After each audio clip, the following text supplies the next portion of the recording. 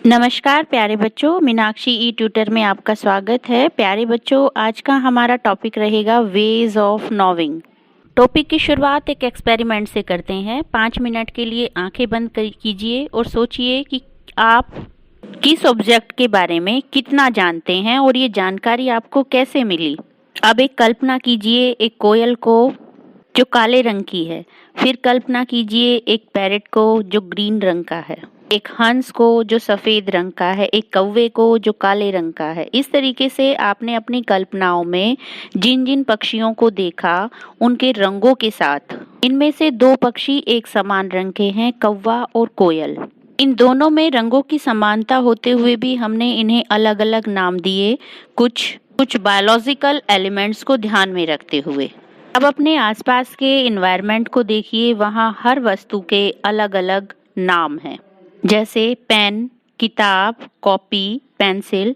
हर object के अलग अलग नाम हैं, उनके अलग अलग साइंटिफिक डेफिनेशन है।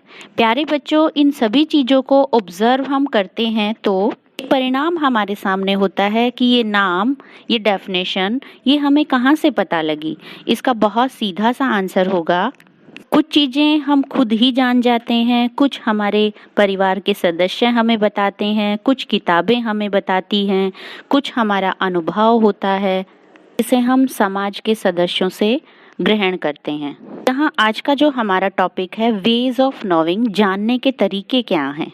जैसा कि आप यहाँ इमेज में देख पा रहे हैं, जानने के बहुत सारे तरीके हैं, जिसमें से प्रमुख क्या है, language, faith, intuition, reason, imagination, sense, perceptions, memory, emotions. Language क्या है? It is defined as a system of sign with meaning. बहुत ही सीधी सी सरल सी शब्दावली में अगर हम कहें कि हम अपने इमोशंस को, अपने भावों को एक दूसरे तक पहुंचाते हैं, और वो पहुंचाने का काम कौन करती है? भाषा। अर्थात हम सुनते हैं, पढ़ते हैं और जानकारी प्राप्त करते हैं, तो पढ़ना और सुनना, इनमें सबसे अहम रोल होता है लैंग्वेज का।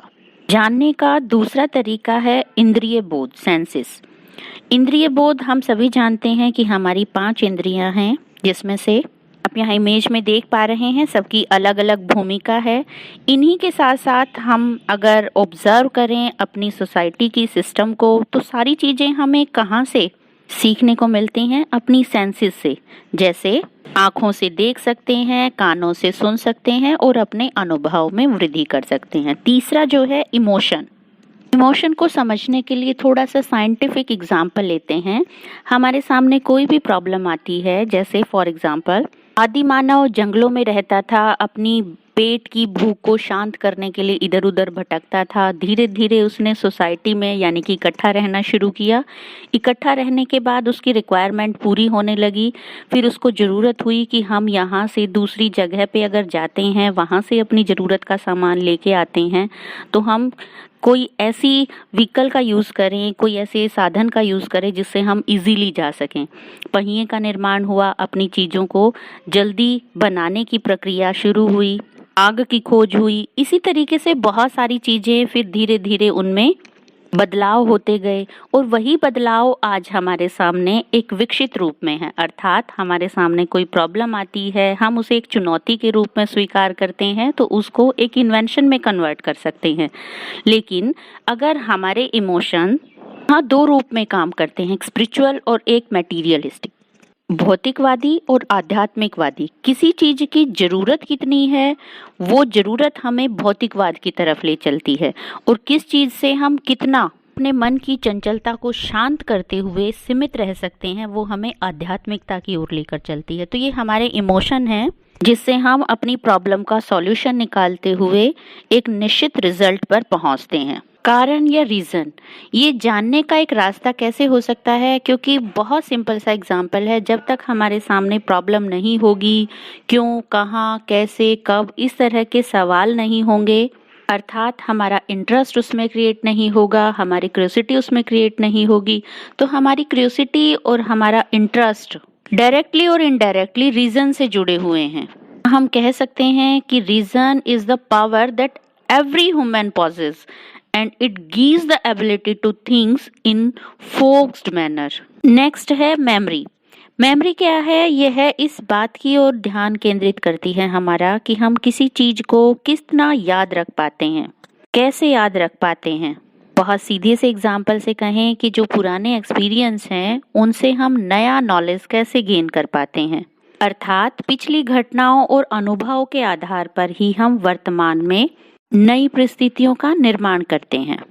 इंट्यूशन, जिसको हम फिलोसॉफिकली समझें तो इसको हम सिक्स सेंस से जोड़कर रख सकते हैं, यानी कि हमारे मन के द्वारा बगैर किसी तर्क के लिया गया निर्णय।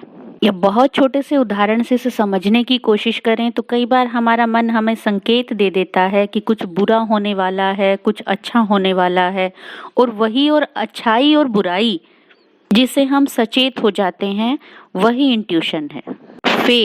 फेथ क्या है? जो किसी भी प्रॉब्लम के सॉल्यूशन में हमें सेल्फ कॉन्फिडेंट क्रिएट करता है, अर्थात किसी भी तथ्य को जानने और समझने की प्रक्रिया में विश्वास बहुत महत्वपूर्ण भूमिका निभाता है। जैसे एक भक्त का भगवान के ऊपर विश्वास है, माता पिता पर विश्वास है एक बच्चे का, शिक्षा पर विश्वास है समाज का।